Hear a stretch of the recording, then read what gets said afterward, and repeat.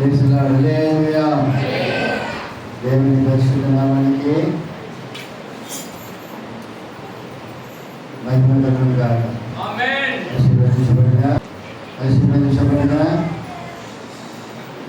ఈ యొక్క 2025 సంవత్సరంలో మొదటి నెల మరి యొక్క 2వ ఆదివారం జరిగిన ఈ 12వ తేదీ దేవుని యొక్క పరిశుద్ధమైన సముఖాన్ని ప్రేమించి జీవములైన దేవుని స్తుతించడానికి ఆరాధించడానికి ఆయన పరిశుద్ధమైన సన్నిధానంలో ఆయన మాట వినడానికి ఇప్పుడు దేవులందరూ కూడా నా హృదయపూర్వకమైనారు.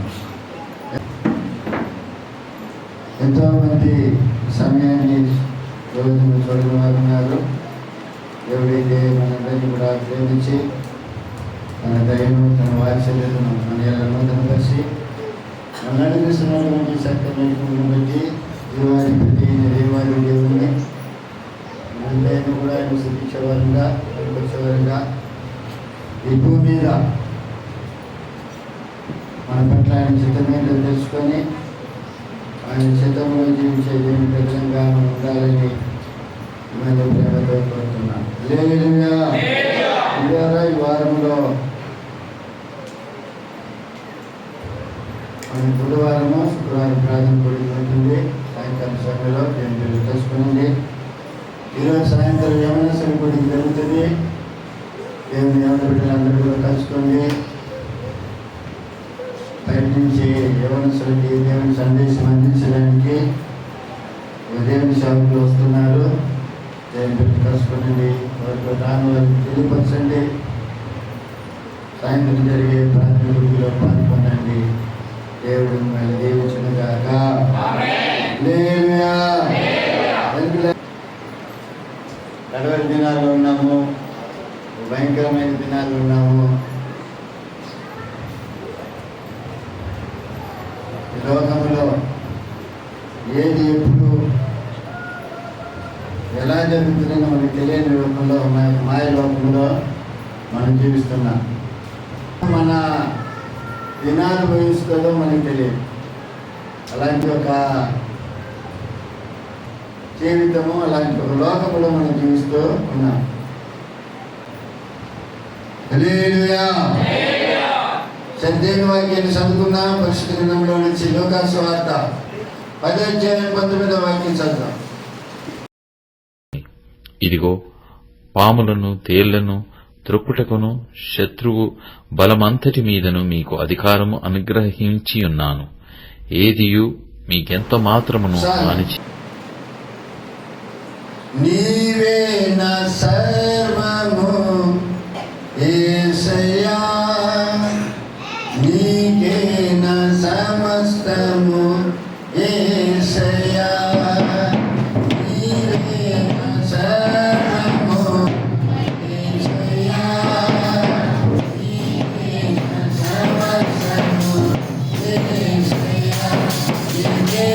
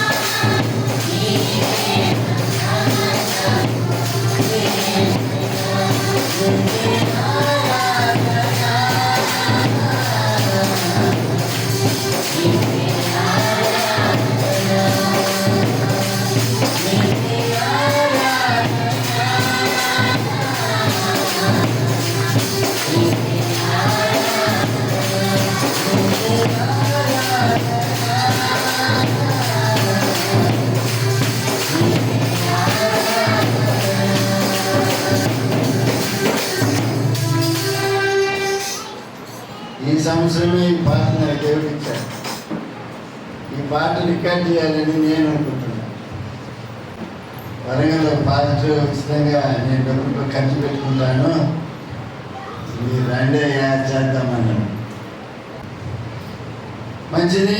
దేనికి లేదా ఇక్కడ ఒక వాగ్దానాన్ని మనము చూస్తున్నాం. ఈ వాగ్దానము యేసే చెప్తున్నమాట. పాములను తేళ్లను తొక్కుటకు శత్రు బలమంతటి మీద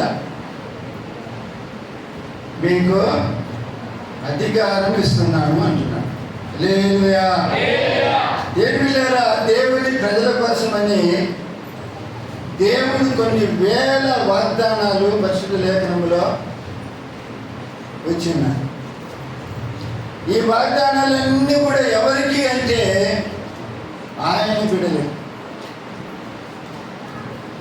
ఆయన బిడ్డలకి ఈ వాగ్దానాలు.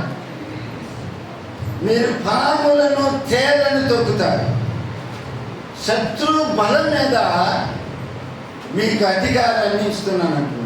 హల్లెలూయా. దేవుని ప్రజలకి అంత బలమిస్తున్నాడు, అంత అధికారము వచ్చుట మనము చూడగలుగుతున్నాం. హల్లెలూయా. ఆయన శిష్యులలో ఒక శిష్యుని పేరు ఏం పేరంటే యోహాను అని ఉంది. యోహాను యేసుని ఎక్కువగా ప్రేమించిన వాడు.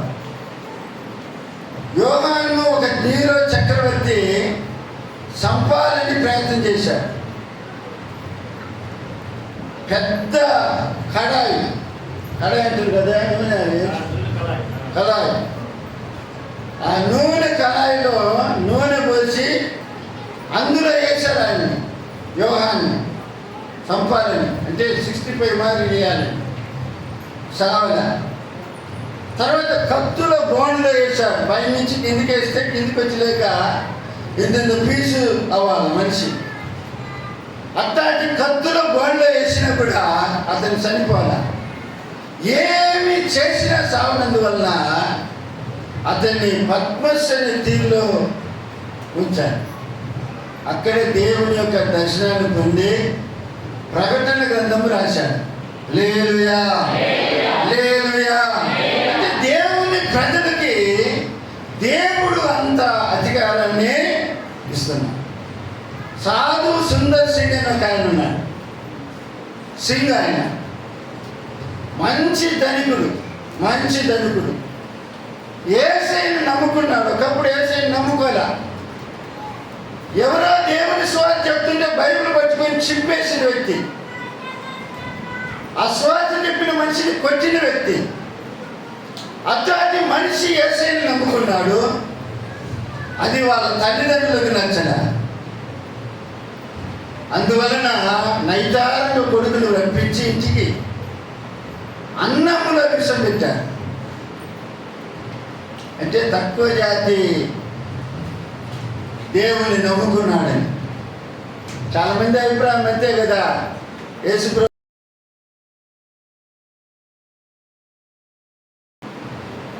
అందువల్ల ఏం జరిగిందంటే దేవుళ్ళారా, ఆ అన్నములో విషం పెట్టినప్పుడు కూడా అతను సావలేదు. హల్లెలూయా. హల్లెలూయా. చూడండి, దేవుడు అంతా ఆయన ప్రజలకి అంత అధికారాన్ని ఇస్తున్నాడు. పాములను తేళ్లను తొక్కుతారు, శత్రు బలవంతుని మీద మీకు అధికారాన్ని ఇస్తున్నాడని చెప్పి దేవుడు వాగ్దానము మనకిస్తున్నాడు. హల్లెలూయా. ఈ వాగ్దానం మీ కుటుంబంలో నెరవేరునుగాక, మీ జీవితంలో నెరవేరునుగాక,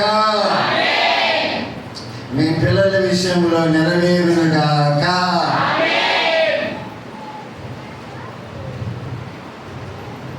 మౌంట్లో చర్చి ప్రారంభించేటప్పుడు ఒక హిందూ కుటుంబానికి చెందిన ఒక సహోదరి వాళ్ళ మేడ గదిని ఇచ్చారు మనకి ప్రార్థన జరుపుకోవటానికి. వాళ్ళ హిందువులు అప్పుడే కొత్తగా అట్లా లోపలికి కూర్చొని క్రైస్తవంలోనికి. క్రైస్తవం అంటే కొంచెం అభిప్రాయం అంతే, అంత ప్యూర్గా రాలేదు. వాళ్ళ భర్త వినాయకుడిని కొలుస్తూ ఉంటారు. ఆమె ఇంకొక దేవుని కొలుస్తుంటారు. ఏదో మనకు మేడగా తీశారు. వాళ్ళు హిందువులు కాబట్టి ప్రార్థనలు తీసుకొని పోయి ఆడ కొట్టాయికి ముందు కొట్టాయికి ముందు ఆ ప్రార్థనలు తీసుకుపోయి ఆ స్థలం చల్లి తెల్లవారుజామున ప్రార్థన చేయాలని అక్కడ పనుకున్నా. పనుకుంటే అందరు ఎక్కొచ్చేది ఎక్కొస్తారు మెట్ల మీద కూడా ఎక్కొస్తారు. ఒక మనిషి కుర్చీలు కట్టుకొని ఇంతవరకే ఉండేది కుర్చీల, పసుపు కుర్చీల 2 కొమ్ములు ఉన్నాయి, 20 నిమిషాలు ఉన్నాయి. నేను ఎన్నో రోజుల నుంచి ఇక్కడ ఉంటే నన్ను తరపడానికి వచ్చి నా మీద అట్నే వచ్చి పడ్డాడు. నా మీద వచ్చి పడలేక నేను ఆ మనిషిని తెరమేలు వేసిన, నేను ఆ మనిషి మీద కూర్చున్నా, ఇద్దరు జగడాలు వేసుకుంటున్నాం. అంతకని మెలకు వచ్చింది. శత్రు బలం మీద దేవుడు మనకు అధికారం ఇస్తున్నాడు. హల్లెలూయా, హల్లెలూయా. దేవుడారా, ఎవరు శత్రు అంటే సాతానుడు. మన జీవితాలను పాడు చేసే వ్యక్తి సాతానుడు. వీటి మీద, దీని యొక్క బలం మీద మనకు అధికారం, వాటికంటే ఎక్కువ శక్తి మనం పొందుకునే కృప దేవుడు మనకి ఇస్తున్నాడని ఈ వాక్య భాగం మనకి బోధిస్తుంది. నా ప్రేమైన దేవుడు, హల్లెలూయా, హల్లెలూయా.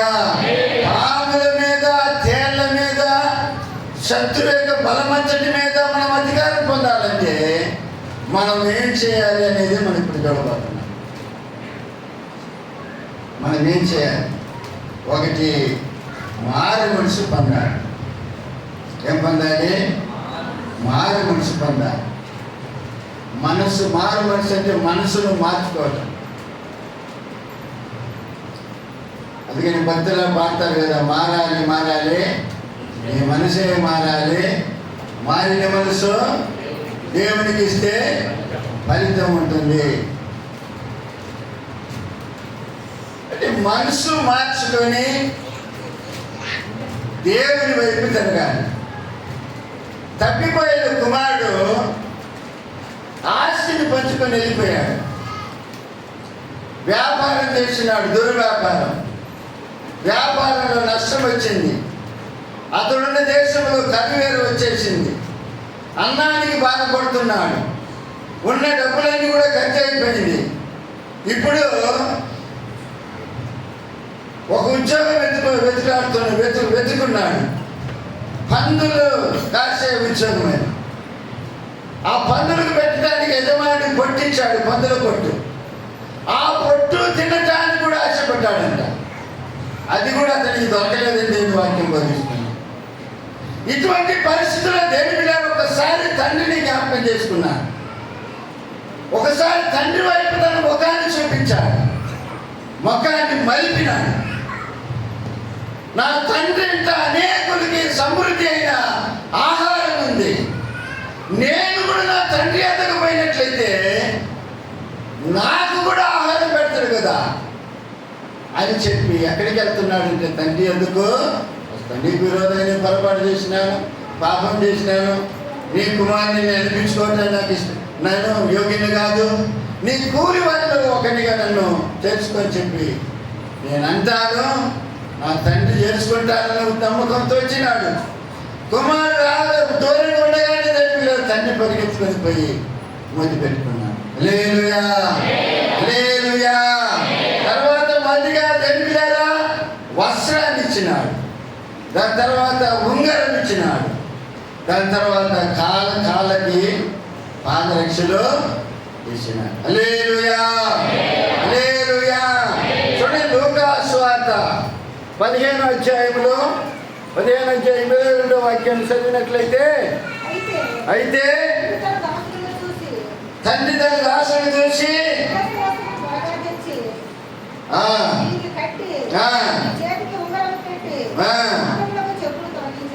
హల్లెలూయా, హల్లెలూయా. మనసు మార్చుకొని తండ్రి ఎందుకు వచ్చినటువంటి కుమారునికి ఉంగరము తొలగించినట్లుగా మనం చూస్తున్నాం. ఉంగరము దేనికి సాదృశ్యమైన దేవుని ద్వారా అధికారానికి సాదృశ్యం. హల్లెలూయా, హల్లెలూయా. దేవుడా, దేవుని వైపు నువ్వు తిరగలిగితే, మారు మనసు నువ్వు పొందగలిగితే, ప్రభునందు విశ్వాసం ఉంచగలిగితే, దేవుడు నీకు అధికారం ఇస్తున్నాడు. పాముల మీద, తేళ్ల మీద, శత్రు యొక్క బలమంతటి మీద నీకు అధికారం దేవుడు ఇస్తాడని దేవుడు. హల్లెలూయా, హల్లెలూయా. మనసు మార్చుకోకుండా మనకు రక్షణ అనేది మనకు దొరకదు, అధికారం అనేది మనకు దొరకదు అన్న సంగతిని మనం గుర్తుపెట్టుకోవాలి. హల్లెలూయా. మనసు మార్చుకోవాలి. కొందరు దేని పిల్లారా, కొందరు పడిపోయి లేస్తూ ఉంటారు. పరిశుద్ధ గ్రంథంలో మనం చూసినట్లయితే ఎఫెసీ సంఘము మొదట ఉన్న ప్రేమలో నుంచి పడిపోయిందంట. మొదట ఉన్న ప్రేమలో నుంచి పడిపోయినట్లుగా దేవుని వాక్యంలో మనం చూడగలుగుతున్నాం. చూడండి, ప్రకటన గ్రంథము 2:4-5 వాక్యాలు చదవండి.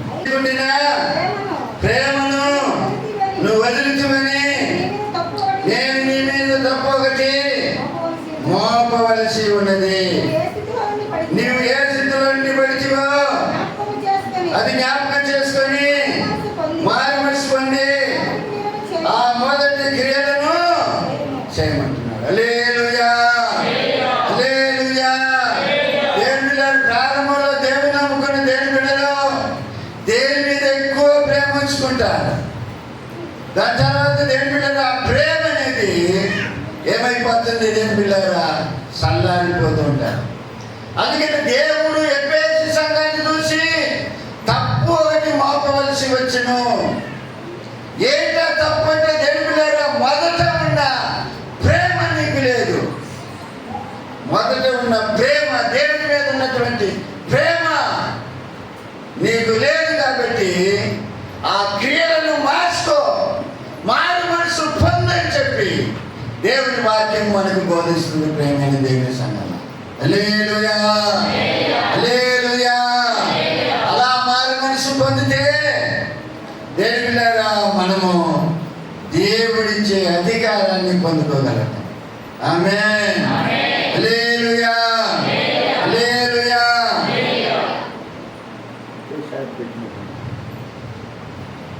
కొంచెం సౌండ్ తగ్గి.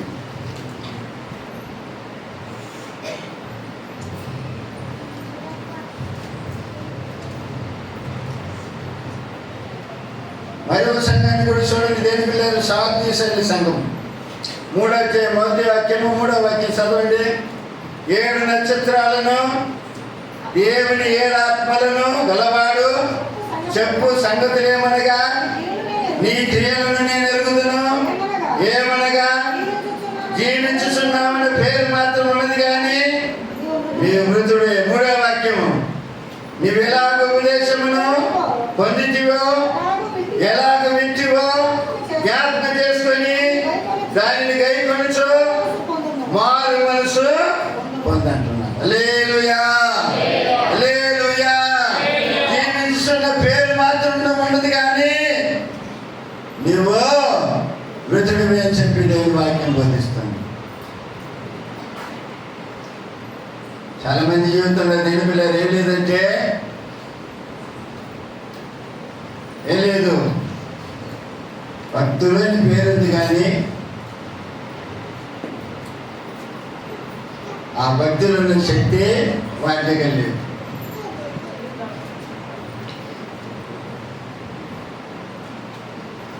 క్రైస్తవులమని పేరుంది కానీ ఆ క్రైస్తవ్యానికి తగినటువంటి జీవితము వాటి దగ్గర లేదు. అందుకని జీవిస్తున్న పేరు మీద కానీ నీవు మృతుడు అని చెప్పి దేవుని వాక్యం బోధిస్తాను. కాబట్టి ఏ స్థితిలో నువ్వు ఉన్నావో ఆ స్థితిలో నుంచి నువ్వు మారు మనసు పొందమని చెప్పి దేవుని వాక్యము మనకు బోధిస్తుంది. దేవుని హల్లెలూయా, హల్లెలూయా. పాపపు ఊబిలో పడి ఉండగా లేవనెత్తిన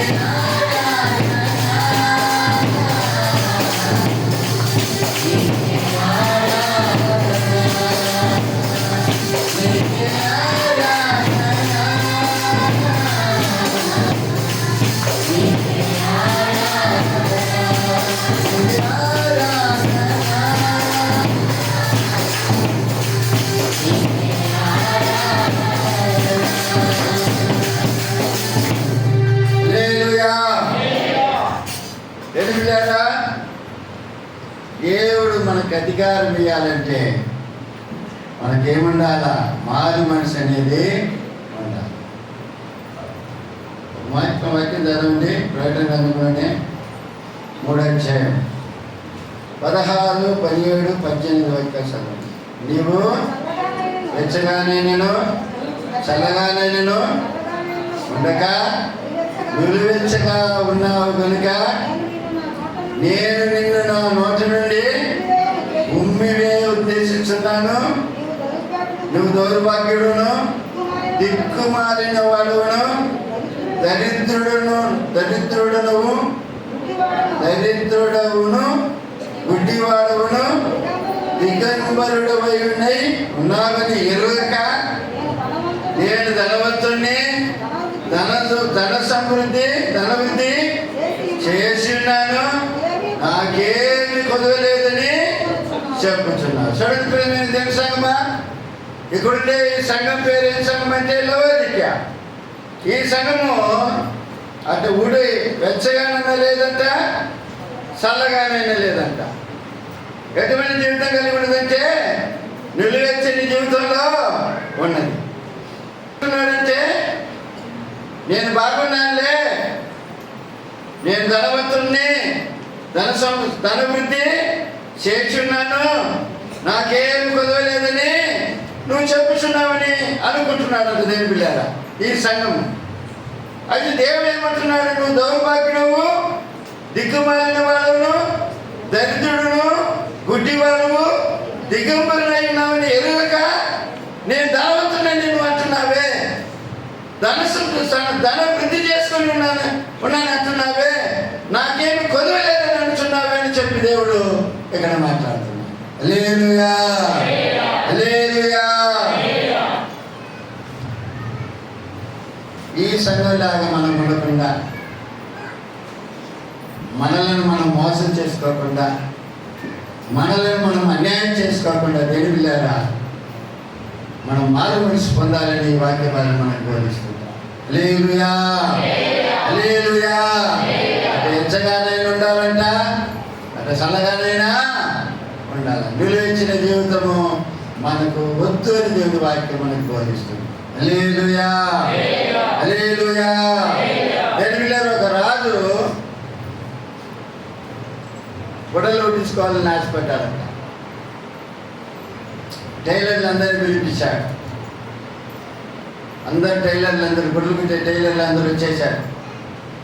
వచ్చేసినప్పుడు రాజు నాకు ఒక మంచి వస్త్రం కుట్టేయండి, నేను గుడ్డలు ఇస్తాను అన్నాడంట. చర్చే రాజు ఇవ్వండి, మేము కుట్టిస్తామని టైలర్లు అన్నాడంట.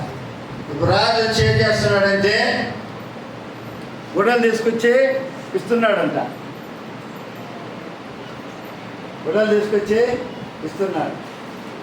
టైలర్ దగ్గరికి వచ్చి తీసుకోబోతుంది, లేకపోతే చేతులే ఆయన కనపడుతుంది.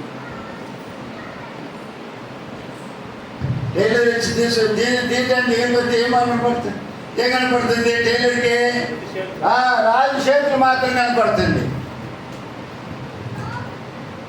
అప్పుడు టైలర్ అంటుండు, ఏంది రాజు ఒకటి చేతులు ఇస్తున్నావు, గుడ్లే అని అడుగుతుండు. ఇచ్చాడా? ఈ గుడ్లు కాదన్నాడంట.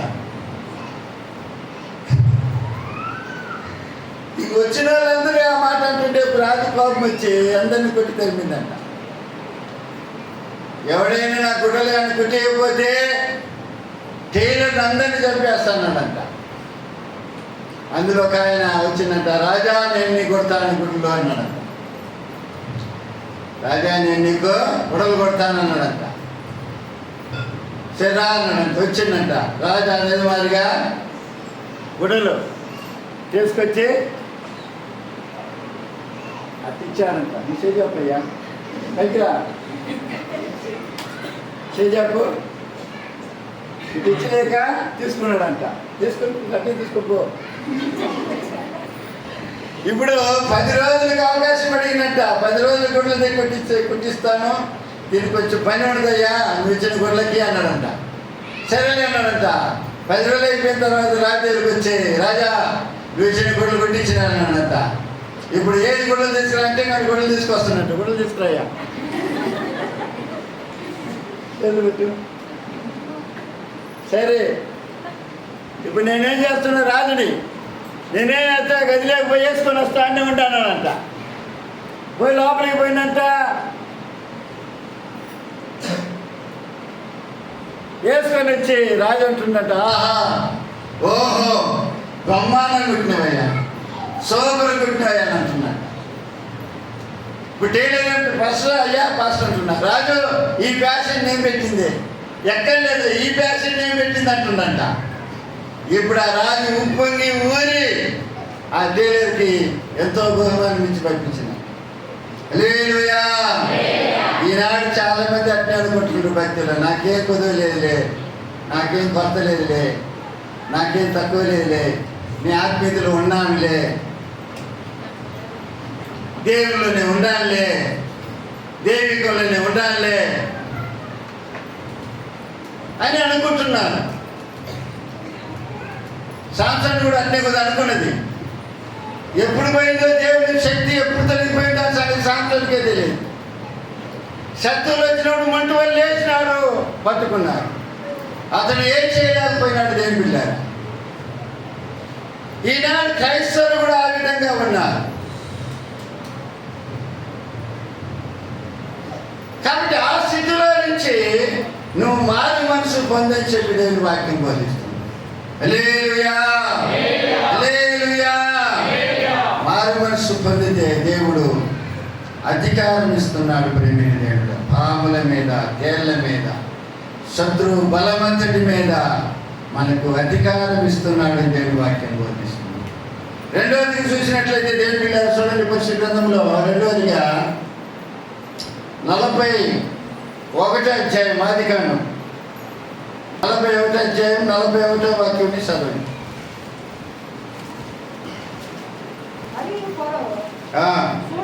చూడము దేశమంతటి మీద యేషోబుతో చెప్పాను,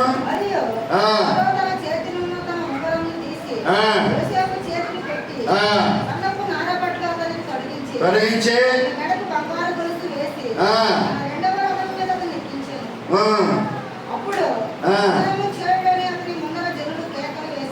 వేసిరే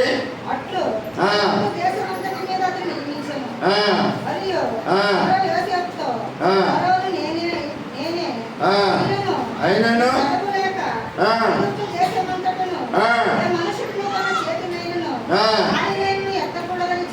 హల్లెలూయా. చూడండి ఇక్కడ దేవుని బిడ్డలారా, ఫరో యోసేపుకు ఒక ఉంగరాన్ని ఇస్తున్నాడు. ఆ ఉంగరం కూడా దేవుని బిడ్డల అధికారానికి సూచనగా ఉంది. అధికారానికి సూచనగా ఉంది. ఈ అధికారం ఎట్లా వచ్చింది యోసేపుకి అంటే ఒక పరిశుద్ధమైన జీవితాన్ని జీవించడం ద్వారా యోసేపుకి వచ్చింది. హల్లెలూయా, హల్లెలూయా. అంటే ఒక దేవుని బిడ్డగా ఉండి దేవుని బిడ్డలారా ఒకటి మారు మనసు పొందాలి, రెండోది పవిత్రమైన పరిశుద్ధమైన జీవితాన్ని జీవించాలి. అప్పుడు దేవుడు మనకి ఏమిస్తున్నాడంటే అధికారాన్ని ఇస్తున్నాడని దేవుడి వాక్యము మనకు బోధిస్తుంది. యోసేపుకు దేవుడు ఫరో ఒక అధికారాన్ని ఇచ్చినాడు, ఉంగరం ఇచ్చి ఏమంటుండే తన రెండో రథం మీద ఎక్కించి ఏం చేస్తున్నాడు, నీ సెలవు లేకుండా ఒక మనిషి చేతినైనా కాళ్ళనైనా ఎత్తకూడదని శాంతిస్తున్నాడు, ఆజ్ఞిస్తున్నాడు. హల్లెలూయా, హల్లెలూయా. దేవుడి యొక్క అధికారం మనం పొందాలంటే మన జీవితంలో దేవుని మొదటిగా మారు మనిషి అనేది ఉండాలి, రెండోదిగా ఒక పరిశుద్ధమైన జీవితం అనేది ఉండాలి. యోసేపు దేవుని పాపానికి దూరంగా ఉన్నవాడు, ఒక పరిశుద్ధమైన జీవితం జీవించిన వాడు దేవుని యోసేపు. యోసేపు కాలంలో యోసేపుకు బోధ చెప్పేవాళ్ళు లేకపోయినా కూడా దేవుని ఆ దేవుని భయము భక్తి అనేది యోసేపులో ఉండగా మనము చూడగలుగుతున్నాం. హల్లెలూయా, హల్లెలూయా. నువ్వు చెప్పండి హల్లెలూయా.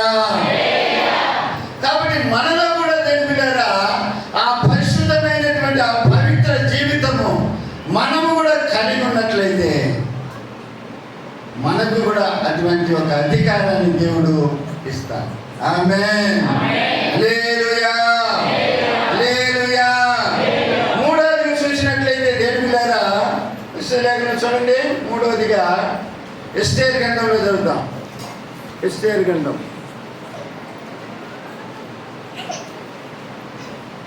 8వ అధ్యాయం. ఎస్తేరు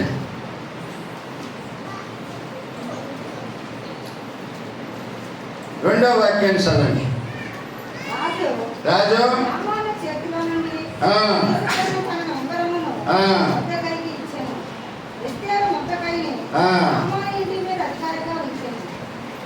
చూడండి ప్రేమైన దేవుని సంగమా, మొర్దెకై ఎవరంటే దేవునిలారా ఒక ద్వార పాలకుడు. దేవుని మరి ఆ రాజు గుమ్మం ఎత్తుదా కూర్చొని సెక్యూరిటీ పని చేసేవాడు మొర్దెకై. గుమ్మం దగ్గర ఉన్నటువంటి మొర్దెకైకి ఆమాను వేసుకున్న ఉంగరము తీసి ఆ రాజు ఏం చేస్తున్నాడంటే మొర్దెకైకి వేయటం మనం చూడగలుగుతున్నాం. హల్లెలూయా, హల్లెలూయా. కారణం ఏంటంటే దేవునిలాట తమ బాధ్యతల యందు నమ్మకంగా ఉన్నవాడు. ఒక పని అప్పగించినప్పుడు ఆ పనిలో దేవుని నమ్మకంగా ఉన్నవాడు మొర్దెకై. హల్లెలూయా. పని రాజు అప్పగించినప్పుడు ఆ పనిలో నమ్మకంగా ఉన్నవాడిని దేవుని రాజు చూసి ఆమాను దగ్గర ఉన్నటువంటి ఉంగరాన్ని చేసి మొర్దెకైకి వేయటం మనము చూడగలుగుతున్నాం. హల్లెలూయా, హల్లెలూయా. దేవుడు మనకు ఒక పని అప్పగించినప్పుడు, దేవుడు మనకు ఒక బాధ్యత అప్పగించినప్పుడు దేవుని ఆ బాధ్యతలో ఆ పనిలో దేవుని మనం నమ్మకంగా ఉండాలని దేవుని వాక్యం బోధిస్తుంది. ఆమేన్, హల్లెలూయా. నమ్మకమైన వారికి దీవెనలు మెండుగా వస్తుందని దేవుని వాక్యం బోధిస్తుంది. హల్లెలూయా. ఈ మధ్య ఒక వార్త, ఒక న్యూస్ ఒకటి చదివిన, అంటే న్యూస్ విన్నా టీవీలో. ఏంటి ఆ న్యూస్ అంటే, ఒక ఆయన ఒక ముసలామ దగ్గర 37 రూపాయల 50 పైసలు దొంగతనం చేసినాక ఎవరి కాలంలో ఎంతమ్మా 37 రూపాయల 50 పైసలు దొంగతనం చేసిందంట. దొంగతనం చేసి వెళ్ళిపోయిండు. వెళ్ళి ఎక్కడికి వెళ్ళి కోయంబత్తూరు పోయిండు. కోయంబత్తూరులో పెద్ద బిజినెస్ మ్యాన్గా మారిపోయింది. బిజినెస్ మ్యాన్గా మంచి డబ్బు వచ్చింది. డబ్బు వచ్చినాక తాను దొంగతనం చేసింది గుర్తొచ్చింది ఆయనకి. వాళ్ళ ఇల్లు మళ్ళీ వచ్చి ఆ ముసలామె చేసిపోయింది. ఆ ముసలామె పిల్లలు ఉండరు, సంతానం 3 పిల్లలంట. 3 పిల్లలైతే ఆ ముగ్గురికి ఒక్కొక్కరికి 3-3 లక్షలు ఇచ్చిపోయినాడు. హల్లెలూయా, హల్లెలూయా. జరిగిన సంగతి చెప్తుండా. ముగ్గురికి ఎంత దొంగిలించింది ఆయన? 20 సంవత్సరాలు అయిందంట దొంగతనం చేసి. ఆ 20 సంవత్సరాలకి ఒక్కొక్కరికి 3 లక్షలు, 9 లక్షలు ఇచ్చి వెళ్ళిపోయిందంట. మీ అమ్మ దగ్గర నా చిన్న వయసులో నేను దొంగతనం చేసినాను, ఇది నాకు అప్పుడు 12-13 వయసు ప్రాయము, నీకు తెలియకుండా దొంగతనం చేసినాను, దేవుడు నన్ను దీవించినాడు, ఆశీర్వదించినాడు, మీ డబ్బు నాకొద్దు, మీ ధనం నాకొద్దు, ఇదిగో 37 రూపాయలు 50 పైసలు నేను దొంగతనం చేసినానికి వడ్డీ అసలు మొదలుకొని మొత్తం తీసుకొని ఒక్కొక్కరికి 3 లక్షలు ఇచ్చి వెళ్ళిపోయినాడు. హల్లెలూయా, హల్లెలూయా, హల్లెలూయా. అంటే దేవునిలారా నమ్మకమైన వారికి దేవునిలో మెండుగా వస్తాయి. 5 తలాంతుల గురించి మనకు తెలుసు కదండి. 5 తలాంతుల వాడికి ఇచ్చాడు, 2 తలాంతుల వాడికి ఇచ్చారు, 1 తలాంతుల వాడికి ఇచ్చారు. 5 తలాంతులు కలిగిన వాడు ఏం చేశాడు? 5ని 5 చేశాడు. 2 తలాంతులు కలిగిన ఏం చేశాడు? 2ని 4 చేశాడు. 1 తలాంతులు ఏం చేశాడు? దోపిపెట్టి. ఎందుకు అందులో దోపిపెట్టిండు? ఆ కాలం లేదు, పేటిఎం లేదు, గూగుల్ పే లేదు, బ్యాంక్ అసలే లేదు. ఏంటి ఆ కాలంలో డబ్బు ఎక్కడ దాచిపెట్టి, సొమ్ములు ఎక్కడ దాచిపెట్టి తెలిసిన? భూమి లోపల. మంచి పంట పండితే ఆ పంటను కూడా ఎక్కడ దాచిపెట్టి తెలిసిన? భూమి లోపల. దాన్ని ఏమంటారా? పాత్ర. దాన్ని ఏమంటే తెలిసిన? పాత్ర. ఆ పాత్రలోని సామాన్య ఒక మనిషి దిగలేడు. దిగి పైకి వచ్చిన వ్యక్తి 2-3 రోజులు జల దిగి పడుకోవాల్సిందే. అవసరం లేదయా? అట్లాంటి దిగే మనిషికి మంచి కూలి ఇవ్వాలా? కూలి అడుగుతారు. వాళ్ళు నిబ్రం చేసుకొని దిగుతారా, కూలి సంపాదించుకుంటారు. జ్వరం వస్తే దానికి ట్రీట్మెంట్ వాళ్ళు చేసుకుంటారు. అప్పట్లో వైద్యం, నాటు వైద్యం. నా ఒక్క తలాంతు పొందిన వ్యక్తి ఏం చేశాడు? భూమిలో పాతిపెట్టాడు. అతను చూసి దేవుడు బాధపడినట్లుగా దేవుని వాక్యంలో మనం చూడగలుగుతున్నాం. కాబట్టి దేవుడు మనకిచ్చిన బాధ్యతను దేవుని బిడ్డలారా నమ్మకంగా ఉండాలని దేవుని వాక్యము మనకు బోధిస్తుంది. హల్లెలూయా. ఇప్పుడు దేవుని బిడ్డలారా పాముల మీద, తేళ్ల మీద, శత్రు బలమంతటి మీద అధికారాన్ని మనం పొందాలంటే ఏం చేయాలి? ఒకటి మారు మనసు పొందాలి. రెండోదిగా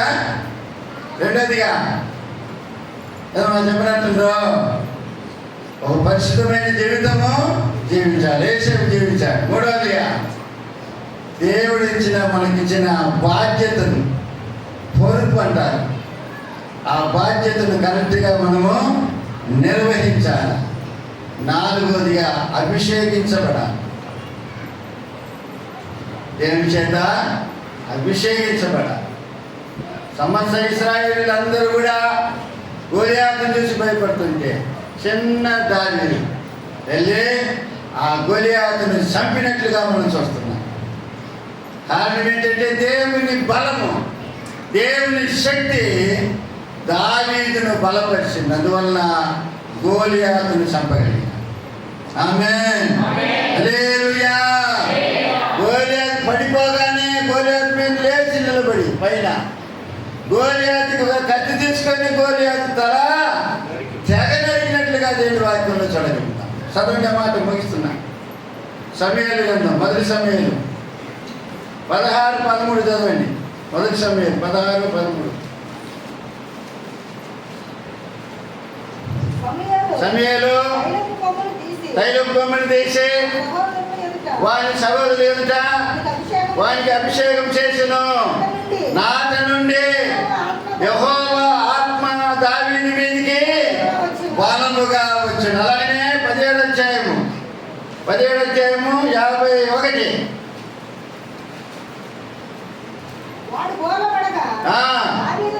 దావీదు పరిగెత్తి పోయి ఫిలిష్తీయుల మీద నిలుచుండి వాని కత్తి వరదూసి దానితో వాని చంపి వాని తలను తెగవేసెను. హల్లెలూయా, హల్లెలూయా.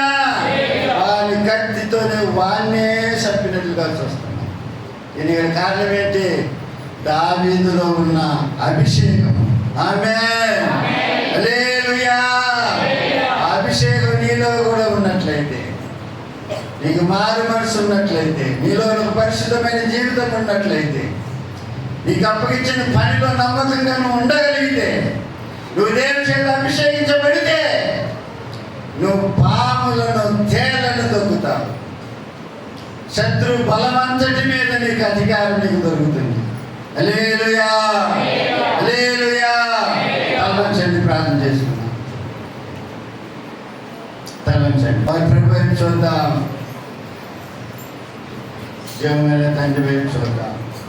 దేవుడు మనకు ఇచ్చిన వాగ్దానములలో మరొక వాగ్దానం, పాములను తేళ్లను తొక్కే అధికారం, శత్రు బలమంతటి మీద అధికారం మనం పొందాలంటే ఒకటి మనకు మారు మనసు అవసరం, రెండోదిగా పరిశుద్ధమైన జీవితము మనకు అవసరం, మూడోదిగా ఇచ్చిన పనిలో నమ్మకంగా ఉండేది అవసరం, నాలుగోదిగా దేవుని చేత అభిషేకించబడటము అవసరం. అలా అభిషేకించబడినప్పుడు దేవుని యొక్క అధికారం మన మీదకి వస్తుంది. ఆ అధికారం చేత, బలము చేత తెలిపిలే పాములను తేళ్లను శత్రు బలమంతటి మీద అధికారాన్ని నువ్వు పొందుకోగలుగుతావు. అధికారంతో లోకాన్ని నువ్వు జయించగలుగుతావు. ఒక జయ జీవితాన్ని లోకములో నువ్వు జీవించగలుగుతావు. బిడ్డ, కాబట్టి పరీక్ష చేసుకున్నాం, ప్రార్థన చేసుకున్నాం. పరిశుద్ధాత్మ దేవుడా, నీకు మా స్తుతులు అర్పిస్తున్నామని చెప్పి దేవుని వైపు చూద్దాం. హల్లెలూయా, నీకే ఆరాధన,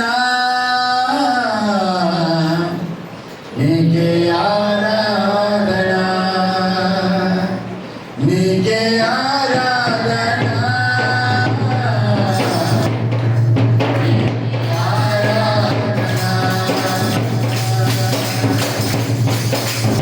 నీవే